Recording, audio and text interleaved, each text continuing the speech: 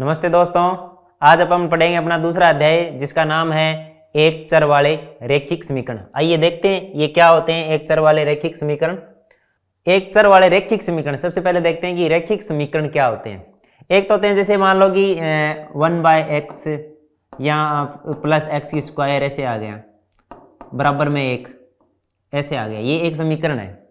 समीकरण तो अपन जानते हैं समीकरण क्या होता है कि इधर चर या अचर दोनों दिए हुए हैं और बराबर में इनके कुछ ना कुछ होता है, जैसे 5 हो गया या फिर 5 + x हो गया, कुछ भी इस तरह से दिया हो, ये समीकरण होगा। और समीकरण क्या होते हैं, एक तो होते हैं रैखिक और दूसरे अलग टाइप के होते हैं जो ये इस टाइप के हैं। इनमें क्या है कि घात है जो चर की वो 1 से ज्यादा या 1 से कम है। जिनमें जो चर होते हैं उनकी घात अगर 1 होती है, यानी घात 1 होती है, वो होते हैं रैखिक। ठीक है, वो रैखिक होते हैं। जिनकी घात 1 से ज्यादा या 1 से कम है वो अरैखिक होते हैं, रैखिक नहीं होते। तो रैखिक में क्या जरूरी है कि चर की घात 1 हो। दूसरी बात, अब अपन बात कर रहे हैं एक चर वाले। तो रैखिक समीकरण भी कई प्रकार के हो सकते हैं, जैसे x + y = 1 है। इसमें क्या है कि जो चर है वो 2 है। देखिए, एक तो ये x चर है, एक y चर है। इसमें चर कितने हैं? 2 है। तो ये क्या है? एक चर वाला नहीं है। अपनी जो अध्याय है उसमें अपन क्या पढ़ेंगे कि रैखिक के साथ साथ क्या पढ़ेंगे, रैखिक हो और वो क्या हो, एक चर वाला। उसमें चर क्या हो, एक ही चर हो। रैखिक का मतलब घात क्या हो, 1। चर मतलब एक ही चर हो, जैसे x हो, चाहे p हो, चाहे q हो, चाहे y हो, लेकिन एक ही होना चाहिए। जैसे कि देखो, इसमें 8x + 3 = 27, 8x + 3 = 27। इसमें चर ये x एक ही चर है और दूसरी बात इसकी घात देखिए एक ही है। तो ये एक क्या है, एक चर वाला रैखिक समीकरण है। उसके बाद में 5x - 7 = 4। इसमें x एक ही चर है और उसकी घात क्या है, 1 है। इसलिए ये एक रैखिक एक चर वाला रैखिक समीकरण है। ठीक है, इसमें देखिए यहाँ पर 5x और 8x दो जगह हैं, लेकिन चर एक ही है, x ही है और इसकी दोनों जगह घात एक ही है। तो ये भी क्या है, एक चर वाला रैखिक समीकरण है। अपने को समझ में आ गया कि एक चर वाला रैखिक समीकरण क्या होता है। एक चर वाला रैखिक समीकरण क्या होता है, जिसमें एक ही चर हो और उसकी घात क्या हो, एक ही हो, वो एक चर वाला रैखिक समीकरण है। अब देखिए, अपन ने समीकरण देखा, ये समीकरण है, देखिए ये समीकरण है। इसमें देखिए इसके 2 भाग हो रहे हैं और 2 भाग कौन कर रहा है, ये बराबर वाला निशान कर रहा है। ठीक है, इस बराबर का मतलब है कि इधर वाली जितनी भी चीजें हैं वो इधर वाली के बराबर है। ठीक है, अब इस बराबर के निशान से पहले जो भी है, यानी कि अपने बाएं साइड, अपने जो बाएं तरफ है, यानी कि इसके बाएं तरफ है, इस पूरे भाग को बोलते हैं बायां भाग। क्या बोलते हैं इसको, बायां भाग बोलते हैं इसको, बायां भाग अथवा लेफ्ट हैंड साइड बोलते हैं। अब इस बराबर से जो दाएं तरफ जितनी भी चीजें लिखी हुई हो, चाहे चर हो चाहे अचर हो, वो सारी चीजें क्या कहलाती है, दायां भाग कहलाती है। क्या कहलाती है, दायां भाग कहलाती है, दायां भाग कहलाती है। ठीक है, यानी कि राइट हैंड साइड कहलाती है। समझ में आ गई क्या है, ये अपनी समीकरण है। कौन सी समीकरण, एक चर में रैखिक समीकरण है और इसकी बराबर से जो बाएं तरफ जितनी भी चीजें लिखी हुई है वो बायां भाग और इसके दाईं तरफ जितनी भी चीजें लिखी हुई है वो दायां भाग कहलाता है। ठीक है, ठीक है ना। अब आगे चलते हैं। अपन ने समझ लिया कि रैखिक समीकरण क्या होता है और एक चर का रैखिक समीकरण क्या होता है, उसका दायां भाग और बायां भाग क्या होता है। अब देखेंगे कि समीकरण का हल क्या होता है। हल का मतलब क्या हुआ, जैसे मान लो कोई भी समीकरण दी हुई है, जैसे अपने ये है, ये एक समीकरण है मान लो। अब इस समीकरण में इस बराबर का मतलब है इधर वाली जितनी भी चीजें हैं वो इधर वाली के बराबर है, यानी कि 4x - 8 है वो पूरा पूरा 12 के बराबर है, लेकिन लिखा हुआ इस तरह से है, तो ये कोई x का मान देगा, x का कोई ऐसा मान होगा, यानी चर का कोई ऐसा मान जिसकी वजह से क्या हो जाए, बायां पक्ष और दायां पक्ष दोनों बराबर हो जाए, x के उस मान यानी चर के उस मान को उस समीकरण का हल कहते हैं। ठीक है ना, बीजीय व्यंजक का वो मान जो दाएं पक्ष को और बाएं पक्ष को बराबर कर दें, उस मान को समीकरण का हल कहते हैं। ठीक है, आगे बात समझ में, समीकरण का हल कैसे है, क्या होता है, अब देखेंगे कि समीकरण का हल कैसे निकालें। ठीक है, तो एक प्रश्न देखते हैं, ये आपकी जो एनसीईआरटी की बुक में से लिया हुआ क्वेश्चन है। जैसे x - 2 बराबर 7 है, x - 2 बराबर 7 है, तो इसमें अब अपने को क्या करना है, इसका हल निकालना है। और हल का मतलब क्या है, इसमें x का वो मान निकालना है जिससे क्या हो जाए, बायां पक्ष और दायां पक्ष क्या हो जाए, बराबर हो जाए। ठीक है, कैसे निकाला जाए इसका हल, देखिए इसमें क्या करते हैं कि अगर अपने को हल निकालना है तो इसमें बाएं पक्ष की तरफ सिर्फ और सिर्फ किसको रखना है, चर को रखना है, और बाकी सभी चीजों को किधर भेज देंगे, दाएं तरफ भेज देंगे। और अपने छोटी कक्षा में सीखा होगा, अगर बाएं तरफ या दाएं तरफ ले जाते हैं तो जो भी चीज इधर होती है उसका अगर इधर ले जाते हैं तो उसका क्या हो जाता है, साइन चिन्ह बदल जाता है, साइन चेंज हो जाता है। तो इसमें इधर क्या रखना है, सिर्फ चर को रखना है ताकि उसका मान ज्ञात किया जा सके, और जितनी भी अचर वाली चीजें हैं वो धीरे धीरे सभी को इधर ले जाते चलेंगे, इधर चर रखेंगे और इधर अचर वाली चीजों को सारों को इधर ले जाएंगे। ठीक है, देखते हैं इसमें, जैसे x है तो x का मान ज्ञात करने के लिए अपन क्या करेंगे, x को इधर रखेंगे और ये -2 है, ये पूरा -2 है, इस पूरे को उधर ले जाएंगे, बराबर के उस साइड में ले जाएंगे तो 7, और इसका जो चिन्ह है वो माइनस का है तो वो इधर आके हो जाएगा प्लस का, तो ये हो जाएगा +2। ठीक है, तो x का मान हो जाएगा 7 + 2 यानी कि 9, यानी कि x का मान अगर अपन 9 रखें तो बायां पक्ष और दायां पक्ष दोनों बराबर हो जाते हैं। इसको अपन जांच करें तो कैसे करेंगे कि भाई हमें क्या पता चला, जांच करके बताओ कि बराबर हो रहा है। देखो जांच करें, x की जगह 9 रखें तो 9 - 2, ये बायां पक्ष कर रहे हैं अपन हल, और दाएं पक्ष में 7 है। ठीक है, तो 9 में से 2 गए तो कितना है, 7, तो ये बायां पक्ष है और दायां पक्ष 7 है। देखिए ये बायां पक्ष और दायां पक्ष दोनों क्या हुए, बराबर हो गए, बायां पक्ष और दायां पक्ष दोनों क्या हो गए, बराबर। कब हो गए, जब x का मान अपने 9 रखा, यानी कि x का मान अगर 9 रखते हैं तो इसमें बायां पक्ष और दायां पक्ष दोनों बराबर होते हैं, और इसलिए इसको क्या बोलेंगे अपन, इस समीकरण का हल बोलेंगे। अब हल अपने को अच्छे तरीके से समझ में आ गया कि हल क्या होता है। हल वो चर का वो मान होता है जिसको अगर अपन समीकरण में रखें तो बायां पक्ष और दायां पक्ष दोनों बराबर हो जाते हैं। आगे वाला क्वेश्चन एक बार और देखते हैं। क्वेश्चन देखिए, y + 3 = 10 है। अब देखिए y को अकेले को इधर रखना है तो क्या लिखेंगे, y बराबर, ये प्लस का 3 था, इधर जाके -3 हो जाएगा, y बराबर 10 - 3, तो y का मान कितना आ जाएगा, 7, यानी कि y के मान 7 पर इसका बायां और दायां पक्ष दोनों क्या हो जाएंगे, बराबर हो जाएंगे। जांच करें तो देखिए ये y + 3 = 10 था, है ना, ये वाला दायां पक्ष है, ये वाला बायां पक्ष है, तो 7 + 3 इधर 10 है, तो ये हो गया 10, इधर भी 10 और इधर भी 10। देखिए बायां पक्ष और दायां पक्ष दोनों बराबर हो गए। ठीक है, आगे एक इस प्रकार का प्रश्न और देखते हैं। अगर इस प्रकार से दिया हो 3/7 + x = 4/7, ठीक है, इसको अपन क्या करते हैं, इसके नीचे 1 लिखें और इन तीनों का अगर अपन लघुत्तम निकालें तो 7 का जो एलसीएम आएगा यानी लघुत्तम आएगा, इसको लघुत्तम बोलते हैं, वो क्या आएगा, 7 ही आएगा।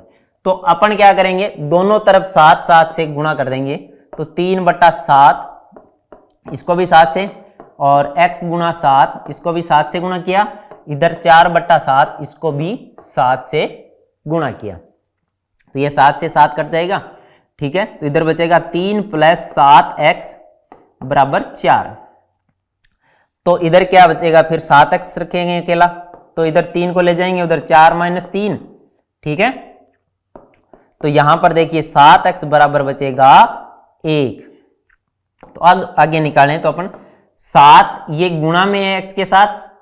ठीक है, तो x अकेले को रखना है, ये गुणा में है, तो आगे चल के क्या हो जाएगा, भाग में हो जाएगा, क्योंकि जो गुणा का साइन है वो भाग में बदल जाता है। तो ये क्या हो जाएगा, 1/7। x का मान क्या आ जाएगा, 1/7 आ जाएगा। दूसरे तरीके से भी इसको कर सकते हैं ऐसे कि अगर अपन 3/7 + x बराबर 4/7 है, तो इसको अपन इसको पूरे को उधर ले जा सकते हैं। ठीक है, इससे ये हो जाएगा x इधर रहेगा, और ये 4/7 - 3/7 आ जाएगा। ठीक है, और अब ये x के मान ज्ञात करने के लिए इन दोनों को लघुत्तम लिया, तो 7 लघुत्तम आया, तो 7 का भाग 7 में गया एक बार, इधर 4 आ जाएगा, और इसी तरह 7 का भाग 7 में एक बार, तो ये भी 3 आ जाएगा। x का मान हो जाएगा 1/7। तो इस समीकरण का जो हल है वो क्या हो गया, 1/7 हो गया। आगे क्वेश्चन देखते हैं, जब दोनों ही पक्षों में क्या हो, चर उपस्थित हो। दोनों ही पक्ष में चर उपस्थित होने का मतलब क्या हुआ, देखिए बराबर से बाएं तरफ, यानी बाएं पक्ष में भी क्या है, चर है, ये देखिए t है। दाएं पक्ष में भी क्या है, t है, यानी कि जब दाएं और बाएं दोनों पक्षों में जब अपने चर दिया हुआ हो, तो उन समीकरणों को कैसे हल करेंगे वो देखेंगे अपन। ठीक है, ये है 5t - 3 बराबर 3t - 5।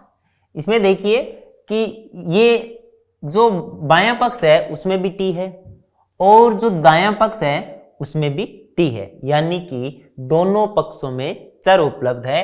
तो ऐसे समीकरण का हल कैसे निकालेंगे, देखिए अपन ने सबसे पहले ये सीखा था जब हल सीख रहे थे कि चर को क्या रखना है, बाएं पक्ष रखना है, और सारे अचर को क्या कर देना है, दाएं पक्ष भेज देना है। तो देखिए इधर लाते हैं अपन चर को, 5t, ये 3t है वो दाएं पक्ष में है। ठीक है, तो इसको बाएं पक्ष में लाएंगे, और इसके आगे कोई साइन नहीं है और बराबर की जस्ट बाद में, तो इसका प्लस साइन माना जाएगा।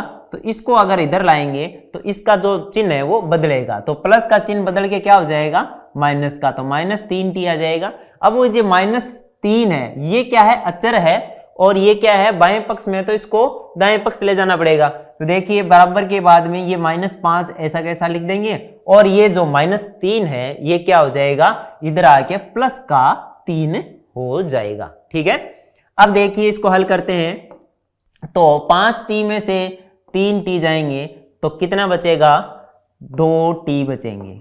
ठीक है, अब इधर क्या है, माइनस का 5 है और प्लस का 3 है, इन दोनों को अगर जोड़ेंगे तो ये -2 आ जाएगा।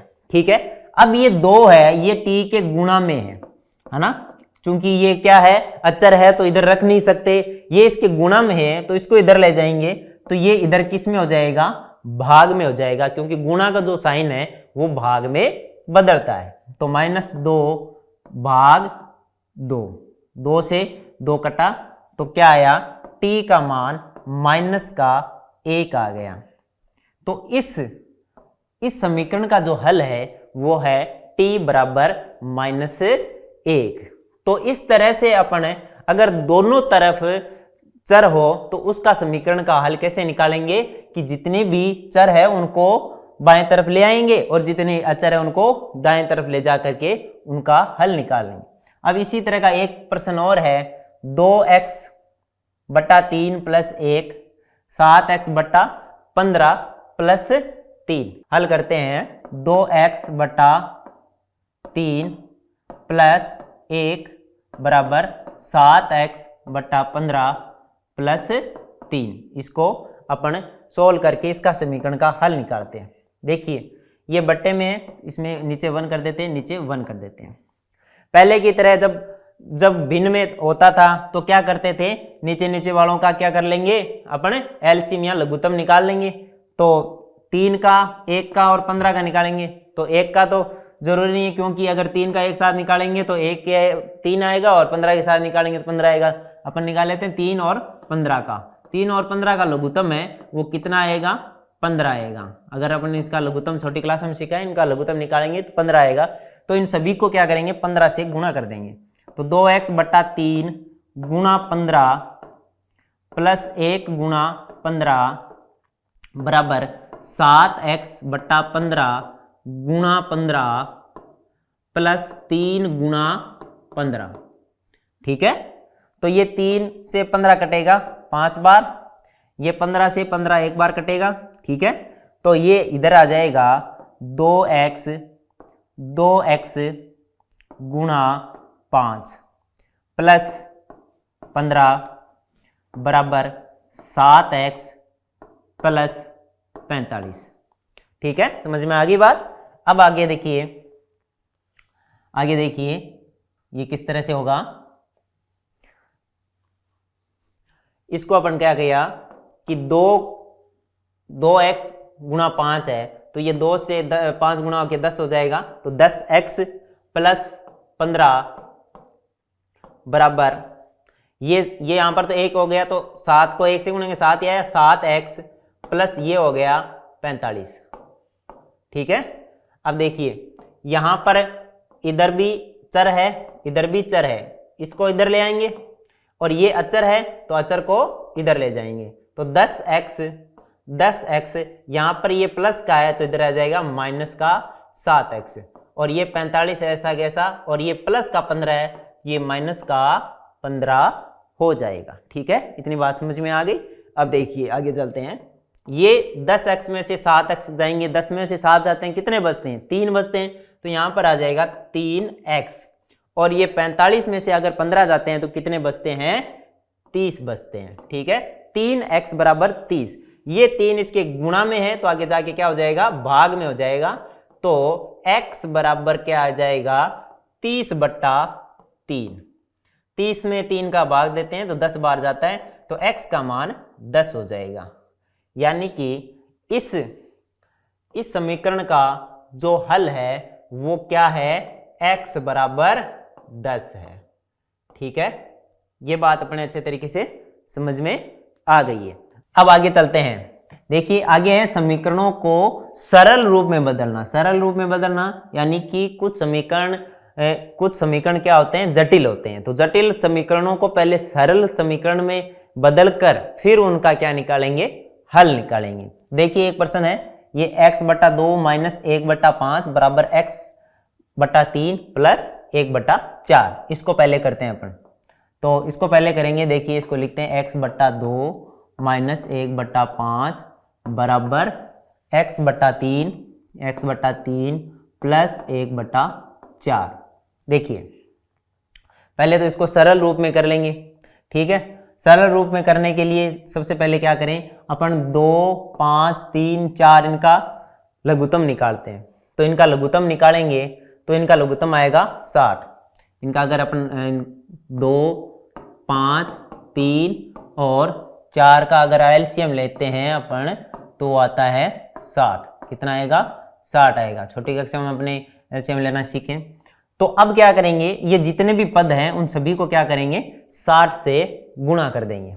जैसे x बटा 2 गुणा 60 माइनस 1 बटा 5 गुणा 60 बराबर x बटा 3 गुणा 60 प्लस 1 बटा 4 गुणा 60।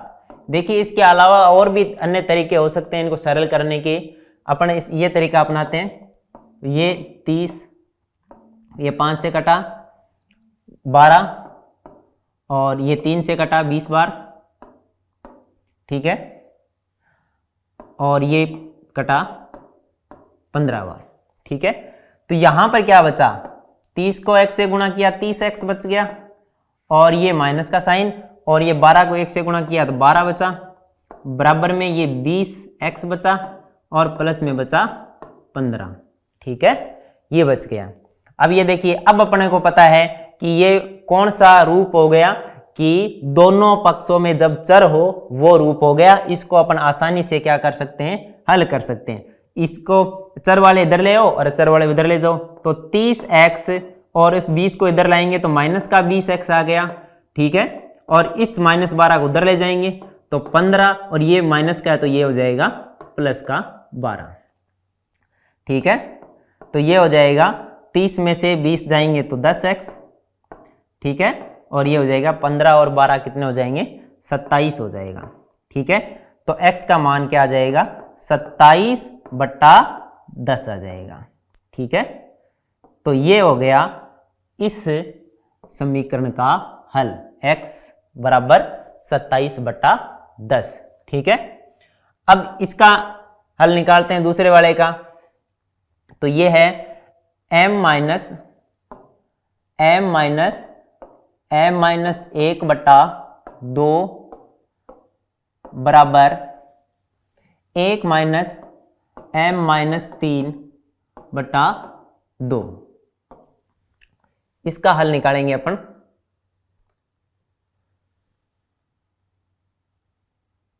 यहां पर है m-2/3, सॉरी बट्टे में है 3। ठीक है, अब इसका हल निकालेंगे तो इसके नीचे 1 लिख देते हैं ताकि थोड़ा अपने को समझने में थोड़ा इजी हो जाए। ठीक है, अब जो नीचे वाली है 1, यहाँ वाला 2 और ये 1 और 3, इनका एलसीएम निकालेंगे। तो इनका एलसीएम आएगा 6। तो अपन क्या करेंगे, इन सभी पदों को 6 से गुणा कर देंगे। m/1 गुणा 6 माइनस m-1/2 गुणा 6 बराबर 1 गुणा 6 माइनस m/2/3 गुणा 6। इन सभी को क्या किया, 6 से गुणा कर दिया अपन ने। ठीक है, तो यहां पर क्या आ गया, 6m आ गया, माइनस ये 6 इस 2 से कटा 3 बार। ठीक है, तो ये m-1 है वो पूरा किससे गुणा हो रहा है, 3 से गुणा हो रहा है। ठीक है, बराबर में ये आ गया 6 और ये माइनस में आ गया m, और ये 3 से 6 कट गया 2 बार, तो ये m-2 किससे गुणा हो गया, 2 से। ठीक है, अब आगे करते हैं, इसको अंदर गुणा करेंगे। ठीक है, तो 6m, ठीक है, माइनस का देखिए ये आया 3m-3। ठीक है, बराबर 6 माइनस ये क्या आया 2m-4, इस 2 को भी अंदर गुणा किया। अब इस माइनस को अंदर गुणा करेंगे तो 6m माइनस का 3m, और ये माइनस और माइनस गुणा होके प्लस का 3 आ जाएगा। तो 6 माइनस को अंदर गुणा करेंगे, माइनस का 2m और ये प्लस का 4 आ जाएगा। ठीक है, अब क्या है, चर को एक जगह कर लो और अचर को एक जगह कर लो। ठीक है, अब वैसे ये 6m में से 3m जाएंगे तो यहां बच गए 3m और प्लस का 3 बराबर ये 6 और 4 10 हो जाएंगे, 10 माइनस 2m। अब इस 2m को इधर ले जाओ और 3 को उधर ले जाएंगे, क्योंकि इधर सारे क्या करने, चर, और उधर सारे क्या करने, अचर करने। तो 3m, ये माइनस का 2m है तो इधर आके क्या हो जाएगा, प्लस का 2m हो जाएगा। क्या हो जाएगा, प्लस का 2m हो जाएगा। ठीक है, और इधर ये 10 है और ये प्लस का 3 है तो इधर जाके माइनस का 3 हो जाएगा। ठीक है, तो ये 3m और 2m कितने हो गए, 5m और इधर हो गए 10 में से 3 गए 7। तो ठीक है, तो अब क्या आया, 5m है वो है 7 के बराबर। तो m के साथ गुणा में है तो इधर भाग में चला जाएगा, तो m का मान आ जाएगा 7/5। ये हमारा क्या हो गया, हल हो गया इस समीकरण का। ठीक है, तो बच्चों ये था हमारे इस अध्याय का पहला भाग, जिसमें हमने पढ़ा रेखिक समीकरण क्या होता है, रेखिक एक चर वाले रेखिक समीकरण क्या होते हैं, उनका हल क्या होता है, उनका हल कैसे निकाला जाता है, ये सभी चीजें हमने पढ़ी थी। इससे संबंधित कुछ प्रश्न हम अगले भाग में करेंगे। तब तक के लिए धन्यवाद।